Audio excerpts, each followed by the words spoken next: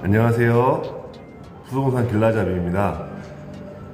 오늘은 상가 투자에 대해서 알아보겠습니다.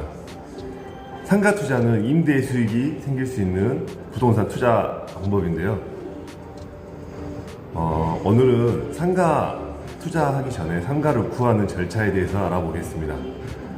상가 투자는 아파트처럼 새 상가를 분양받거나 기존 상가를 사서 임대를 주는 경우, 그리고 본인이 직접 장사하기 위해 임대를 얻는 경우로 나뉩니다. 상가 주인이 직접 장사하는 경우를 제외하면 상가 투자는 임대와 긴밀하게 연결될 수밖에 없죠.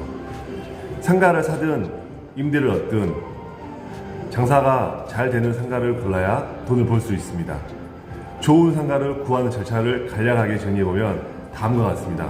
첫 번째, 마련할 수 있는 돈을 정확하게 알아야 됩니다. 마련할 수 있는 돈을 정확하게 알아야 합니다. 두 번째, 투자 지역을 잘 골라야 합니다. 세 번째, 부동산 중개업소 방문하여서 상권 분석을 제대로 해야 합니다. 그리고 자본에 대해서 어떻게 계획을 세울지 융자 및 전월세 가능 여부를 알아봐야 합니다. 그리고 공부 서류 확인 후 계약하기입니다. 그 다음에 중도금, 잔금 치르고 소유권 이전 등기하기, 그리고 내 소유가 되었다면 새 놓기가 마지막입니다. 이렇게 간략하게 절차를 알아보았습니다. 세부적으로 들어가서 상가 투자는 상권 분석을 잘해야 합니다. 상권이란 것은 상업상의 세력이 미치는 범위를 말합니다. 보통 상권이 잘 형성되어 있다라고 한다면 사람이 많이 몰리는 지역이어서 상가가 많고 장사도 잘 되는 것을 뜻합니다. 상가에 투자하려면 상권을 분석할 줄 알아야 합니다. 현재 상권이 잘 형성되어 있거나 앞으로 잘 형성될 만한 곳을 알아보는 안목이 필요하겠습니다. 상권 분석을 전문으로 하는 컨설턴트 도움을 받는 것도 좋은 방법입니다. 두 번째, 상가를 살 자본, 정확히 얼마나 가지고 있나를 잘 파악해야 합니다.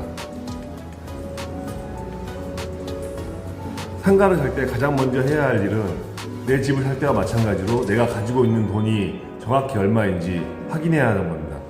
상가를 살 때는 주로 대출을 받아서 하는데 이때 자신이 가지고 있는 돈이 정확히 얼마인지 알아야 합니다. 그렇지 않으면 대출을 어느 정도까지 받아야 할지 몰라 무리하게 대출 받고도 돈이 모자라 잔금을 치르지 못하는 경우도 발생합니다. 나무 상가를 빌려 장사하는 경우도 이와 마찬가지입니다. 이때도 내가 가진 돈이 정확히 얼마인지 모르면 자신의 경제적 능력보다 비싸고 좋은 상가 위주로 구경하게 되고 결국 자신의 경제적 능력에 맞는 상가를 보고도 만족하지 못해 계약을 미루다가 그 상가마저 놓치게 됩니다. 상가 사기 전 대출 가능 금액을 꼭 알아보십시오. 상가를 살 때도 집을 살 때처럼 미리 은행에 가서 대출을 얼마나 받을 수 있는지 알아봐야 합니다. 그렇지 않았다가는 잔금을 치를 때 큰 어려움을 겪을 수 있습니다. 상가 대출은 감정평가업자의 감정가나 낙찰가율을 기준으로 하는데 감정평가업자나 금융사에 따라 조금씩 다를 수 있습니다. 그러므로 조금이라도 낮은 금리로 더 많이 대출을 받고 싶다면 여러 은행을 알아보는 게 좋습니다. 상가에 투자하는 사람 중에는 현재 사려는 상가에 나달이 세를 얼마나 받을 수 있을까에 초점을 맞추기보다는 2-3년만 기다리면 가격이 2배로 뜁니다라는 말만 믿고 막연한 기대감에 상가를 사는 경우가 있습니다. 그러나 상가 가격은 경기의 흐름에 따라 오를 수도 있고 내릴 수도 있습니다. 상가를 살 때는 정확한 예측이 불가능하기 때문에 시세 차익을 노리기보다는 다달이 받는 월세에 초점을 두어야 합니다. 상가 시세는 경기에 따른 예측이 불가합니다. 경기가 좋으면 사람들은 옷 한 벌 살 것을 두 벌 사고 외식 한 번 할 것을 두 번 합니다.